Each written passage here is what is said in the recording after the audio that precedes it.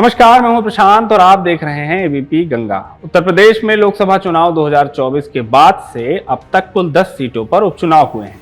इसमें से 7 पर भारतीय जनता पार्टी ने जीत हासिल की है और 2 पर समाजवादी पार्टी ने। वहीं 10वीं सीट मिल्कीपुर में काउंटिंग जारी है। इन चुनावों में बहुजन समाज पार्टी और आजाद समाज पार्टी काशीराम ने भी हिस्सा लिया है। हालांकि मिल्कीपुर सीट पर बसपा ने उम्मीदवार नहीं उतारा। इन सभी 10 सीटों पर बसपा और चंद्रशेखर की पार्टी की हालत एक जैसी ही है। दावे चाहे जो किए हों, लेकिन हकीकत की जमीन इससे बहुत दूर है। पहले बात करते हैं मिल्कीपुर उपचुनाव की। यहां अभी तक 22 राउंड की काउंटिंग के बाद तक आजाद समाज पार्टी के प्रत्याशी संतोष चौधरी को सिर्फ 3,993 वोट मिल पाए थे। नवंबर 2024 में हुए उपचुनावों की बात करें तो मीरापुर सीट पर चंद्रशेखर के प्रत्याशी को 61,643 वोट से हार मिली थी। वहीं बसपा प्रत्याशी को सिर्फ 3,248 वोट मिले थे।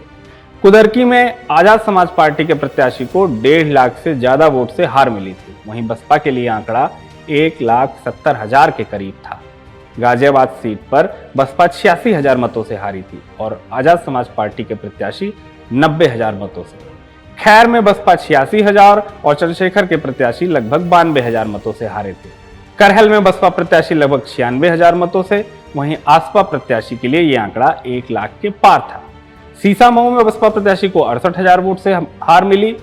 इस सीट पर आसपा का प्रत्याशी नहीं था। फूलपुर सीट पर बसपा 57,947 वोटों से और आसपा 73,840 मतों से हारी थी। लगभग यही स्थिति कटहरी मझवा में भी थी।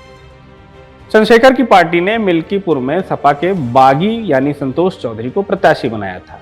संतोष चौधरी 500 लोगों के साथ चंद्रशेखर के साथ पार्टी में शामिल हुए थे। ऐसा माना जा रहा था कि बसपा के चुनाव न लड़ने का फैसला उन्हें लाभ पहुंचा सकता है, लेकिन अभी तक के आंकड़ों में ऐसा होता नहीं दिख रहा है। नवंबर 2024 के चुनाव के बाद बसपा चीफ ने स्पष्ट कर दिया था कि अब उनकी पार्टी कोई उपचुनाव नहीं लड़ेगी।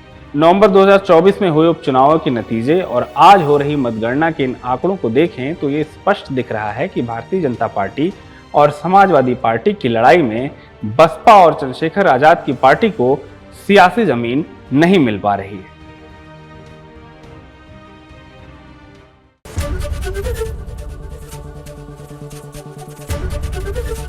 एबीपी गंगा, खबर आपकी, जुबान आपकी।